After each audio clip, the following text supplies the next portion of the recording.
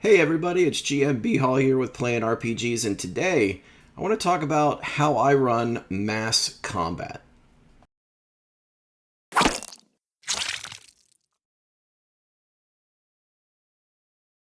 In almost every campaign I've ever run, mass combat seems to have manifested either on purpose in the module or just because things have happened where mass combat just became necessary. And by mass combat, I mean a large battle that includes forces that the players control against forces of evil or another faction with some kind of goal, like to defend a fort or take a fort, for example. And I've never been satisfied with the rules of mass combat that I've seen or heard of. Not that they're not good, it's just that they really fall into two camps, the rules that I don't like. And one of them is that you're not actually playing mass combat, you're just kind of playing a sequence of battles within a larger combat, which to me is not mass combat necessarily. Or the rules, no matter how interesting they might be, tend to be too complex. And I just can't spend necessarily an entire session trying to explain to players how to play mass combat, because they'll be like, well, what are we doing? I thought we were playing D&D. Now you're teaching us this whole new game and we got to know all these rules and our lives are at stake. And so really what I wanted the rules to be, what they needed to be, was simple. Or they needed to be changeable. They needed to be versatile. And in that way, I designed these rules to have varying levels of complexity. And we'll go over that as we look at the rules. So you can go from very super simple, basic, X versus X, we'll get to it. Or you can add in a lot of different components to make it almost like more of a war game, if that's kind of what you want or if that's what your table wants. So versatility was the first thing that I wanted these rules to be. The second thing that I needed these rules to be was player character oriented, meaning that I didn't want the players to fall by the wayside. I didn't want them to sort of lose track of their characters. I wanted their characters to have an impact on the combat. I wanted them to feel like their characters were changing the course of the battle as it played out. And that's pretty much it. Versatility and player character interaction. And that's what we'll go over today. I'm also going to talk a little bit about when you might want to do mass combat in a game, because there are times where definitely you don't want to do that, and I'll talk about that in a little bit. Also, I'm going to show you some gameplay of how mass combat worked out in an actual game that my group and I played in. So, and show you sort of how the rules broke down, how it, changed the flow of the session and what happened. And ultimately, whether or not this might be something, decide whether or not this is something that you want to use or modify, whatever. So yeah, let's get right into it. And let's start with why you might want to actually have mass combat to begin with.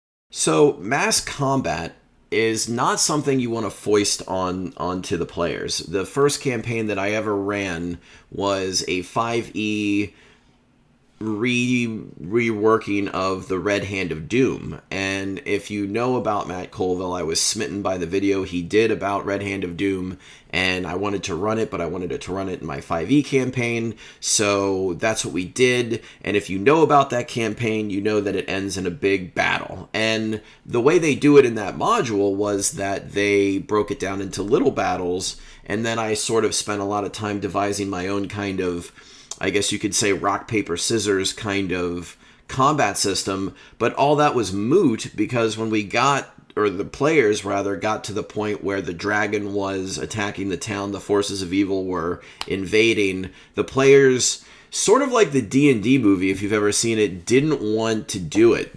There's a moment in the D&D movie where they're like seeing the giant cloud and, you know, they're like, do we want to do this? And they decide, because there would not be a final act if they didn't, to the movie, that they would. My players literally said, can we do something else? And I was so blown. I had spent so much time anticipating this, and I basically railroaded them into the combat. The first campaign I ever ran, I did the one thing that you're not supposed to do as a DM, and railroaded them into this combat. And the combat didn't even really work out the way I wanted it to, and it was a big disappointment. Personally, I think the players had fun, but it was just not what I had hoped for or what I expected. I kind of wanted this big throwdown with the characters standing on the walls and the, kind of like War Pigs by Ozzy Osbourne playing in the background as the forces of evil descend on the base. And then that was not what happened at all. The players were like, screw this town, we won out. And so the first thing I learned from that was that if you want mass combat to work, your players must want to play mass combat in the game, or at least there must be an organic need for them to want to play mass combat in your game. In that way, in the next two campaigns that I ran, the mass combat was much more, in one instance it was not a choice. The players had one little hub town. This was in the shadow of Tower Silveraxe. They had one little hub town that they had to defend against a zombie onslaught. If the town was wiped out, then they had no place to recuperate or to repair. They were basically in the woods. It would have been very bad for them to lose that town. So they had invested in that town. Literally, they had built like their own chapels. They had developed relationships with NPCs. They liked the town, generally speaking, and they wanted to throw down with the town. And we did have a great, probably one of the best mass combat sessions I think I've ever run, where they had to defend against these horde of zombies, and I forgot to click the record button. So, oh well, you'll just have to take my word on it that it was epic. But it was, and a lot of the reason why it was epic was because they cared about the combat. The session that I'm going to show you in this game was really more of a choice by the players. In order to attain a cure for a character who had been poisoned, they needed to help one faction attack the other. And because I had or the players rather, had, together we kind of built out this narrative where the one faction that had taken over the fort was largely disliked, and this other faction that wanted their help was not quite trusted, but maybe more sympathetic to the players, and the players were more sympathetic to their cause. Perhaps they decided to help them and attack the fort. I don't know if that made any sense, but the point is that the players had the choice to do mass combat or not do mass combat, and they chose to do mass combat, and it led to a lot of really interesting roleplay sessions. Where the players had to get more troops, so they had to give this big speech and use charisma rolls to get more, more bodies on the field to invade this fort, and it was just really cool the way that they had gone into it and invested in this combat. So ultimately, what you want to take away from my experience, if that even matters, is that you want them to be invested in whatever it is that they're defending or attacking personally as player characters, or you want to give them a choice. You can't just say, okay, big battle time, get ready, and they'll be like, what? And can we not? Please, can we just keep playing D&D? You don't want that to happen like it did to me. And yeah, so live and learn, and that's my advice on when to handle mass combat. So now let's get into the rules of mass combat. If you have a situation, or you're planning on kind of growing a situation out where mass combat might be an option, these are rules that I took from a module called Scourge of the Northland by Jacob Fleming. He has a very small rule in there, which I adapted and added to the sort of level of complexity and tactical strategy that I wanted in the game without necessarily becoming overbearing in terms of rules and bogging things down. So yes, let's go ahead and get those rules up, and I'll explain what I'm talking about.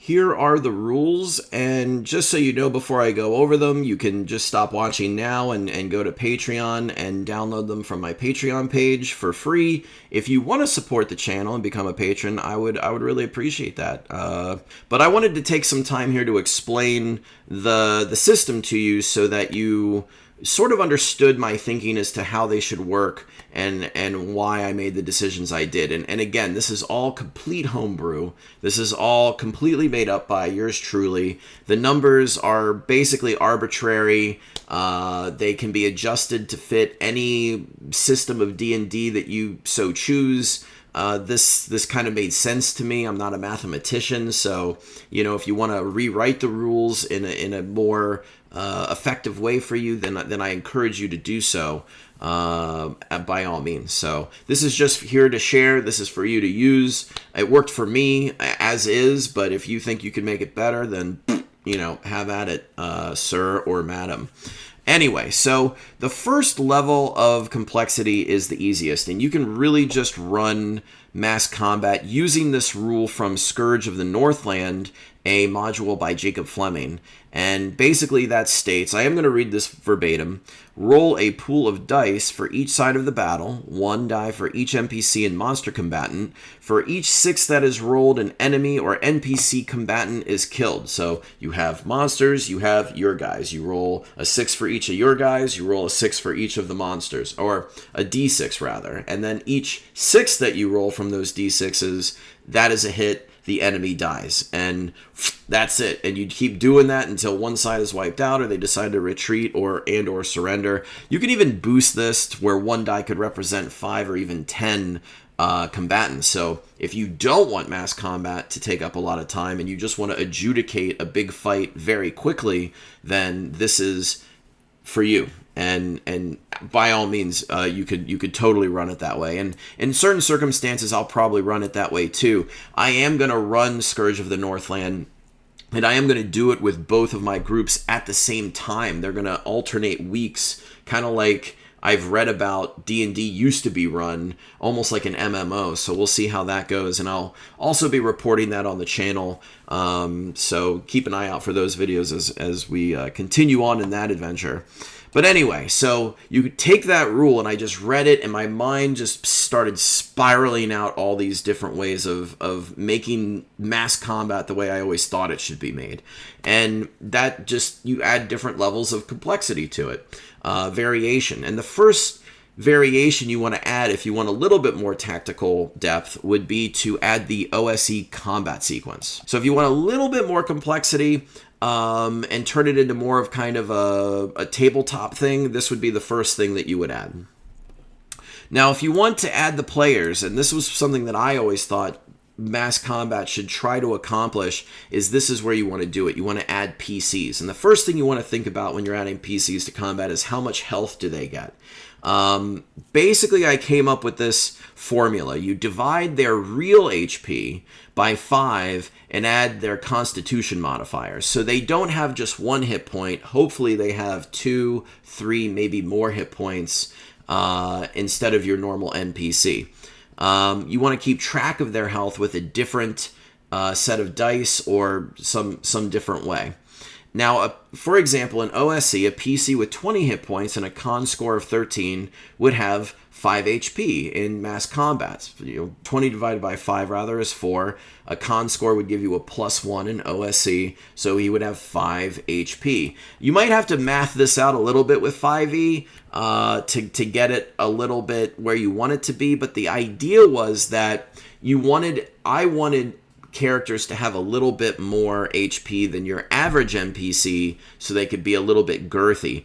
And To add to that, players get to determine what a character takes a hit during combat when they are attached to a unit. So let's say you have a fighter, for example, with 5 HP. You get to choose when to take those hits. So let's say the zombie horde rolls, 10 hits, right? You can have your fighter absorb 3 of those hits, and then 7 NPCs would then die. So he kind of like, is taking all these hits, absorbing the attacks to prevent the loss of more death in your units, which is a pretty heroic thing, I think, to take those hits. I mean, that's the, literally taking one for the team gives those fighters, those beefier characters, that sort of heroic quality to them in this situation. And we did have that happen in some of our scenarios. Now, this is optional. I initially started playing with no save. If they are reduced to 0, just like in normal combat, they're dead, nothing. But you could add a save versus death if you wanted to when they're reduced to 0, and they will survive. And then if they get reduced, they'll get 1 more HP. If they're reduced to 0 again, then they're dead, right? So if you want to give them a little bit more sponginess, then, perhaps consider doing that. Players determine, well, that's the same rule. I'm going to go ahead and delete that. And then a character, of course, dies at 0 hits. Actually, I'm just going to erase that. See, I'm just editing this as I go. It's all made up. It's all fuzz. But it does work in my games. I will guarantee you that. Now, step 3. You're going to determine a role for your PCs. Once you've decided what their HP is, you can either make them a martial character, so you want to attach PCs with a high strength or dex ability scores to increase the amount of, let's go ahead and write in attack rolls, right? So PCs will make a number of hits in a round equal to 1 plus their strength or dex modifier.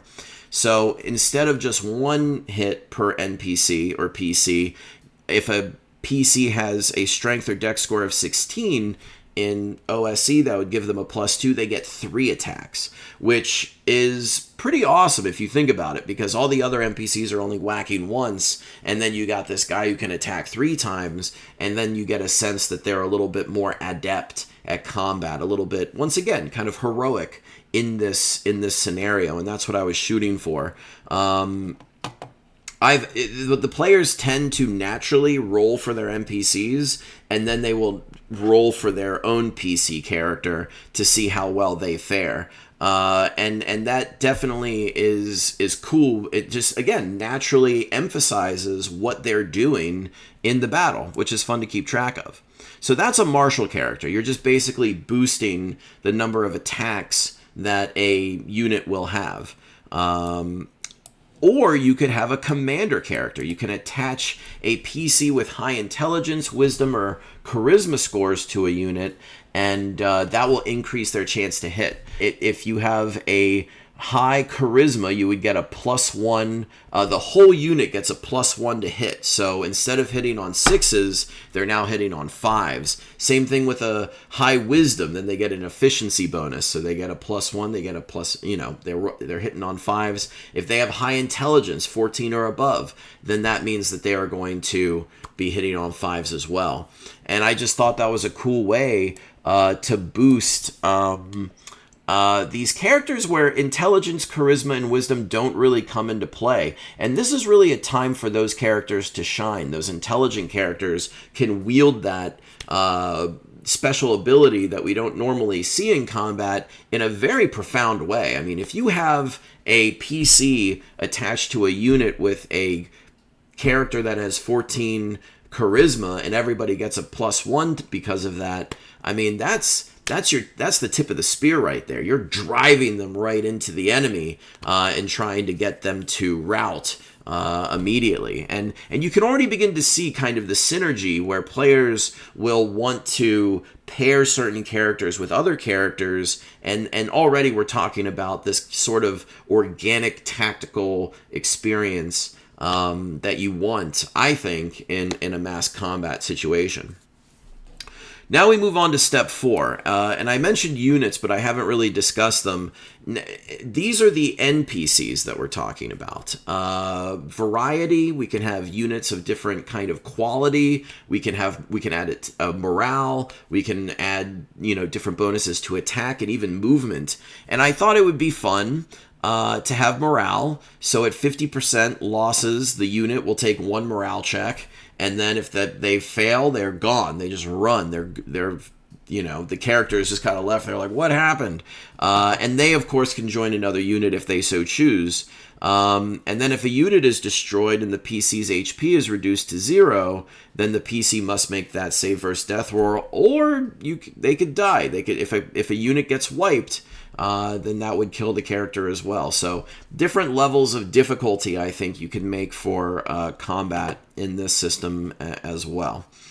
Now we have ranged and melee attack. You can have maybe elite units. Perhaps they are already hitting on 5s instead of 6s. Regulars, where they're just kind of normal soldiers, basically. They're hitting on 6s. You can even have like untrained like peasants, that you kind of rally to fight with you. And I kind of calculated it where they're hitting on every other 6 after the first 6. So you take away a 6, and then you count 6, take away another 6, 6, take away. So they're hitting like a little less than 50% of the time. You could maybe offset that with a character with high charisma and bonus them up to hitting on 6s, turn them sort of into regular troops because you have a character attached to them. And again, a lot of the GM in running a situation like this wants to think about what they're going to present the players with in terms of troops to use.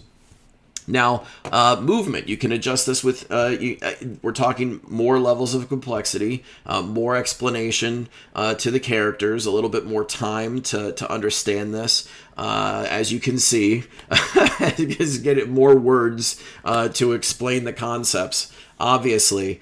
But I think if you have a group that's kind of into this sort of stuff, it can be really fun. So, you have elite troops, and they can move 2 zones instead of 1. The regular troops, can only move 1 at a time, and then maybe those untrained troops can only move, a half a zone a turn, which means that it takes 2 turns for them to move into a different zone and to attack.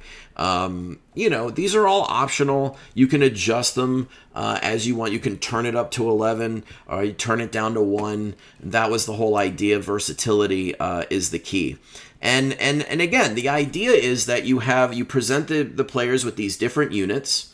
You have the players organize the units in however they want, the sizes of the units, the type of the unit, who's going to control who's going to be a melee martial character, and then you fight the combat. I'm not going to get into structures because it didn't really come up in gameplay yet, so this is all sort of not play tested. But if you are attacking a fortress and it does come up, these are the rules that I thought of, and I think they make sense to me. I'm not going to go over them because you can read, like I said, yourself and make your own interpretations. And if you have any questions, you can always ask me in the comments or email me or something, and I can certainly have a discussion with you about that. But yeah, that's it. 1.5, almost just 1 1/3 page rule set. Very simple, all the way up to as complex as any kind of tactical mini wargaming could possibly be. Very simple rule set. I really do hope that you take this, use it in your game at the appropriate times, of course, and that you have fun with it. I do want to show you a little bit of gameplay. It's like an hour-long session now. So if you prefer not to watch real life, real play kind of things, actual play, I guess you could call it, then no need. But if you're curious as to how these rules shaped a session, and the situation the players found themselves in, I do encourage you to watch. Because I like to show my work in this channel. I'm not just pumping out content without just like blah, blah, blah, blah, this is what I think. This is stuff that I've run in my game, and I want to show you how it ran in the game, and I will comment as I go on the gameplay to get a little bit of that kind of backstage, director quality to it. So anyway, join me in the next session if you so choose. Otherwise, cheers and happy mass combat.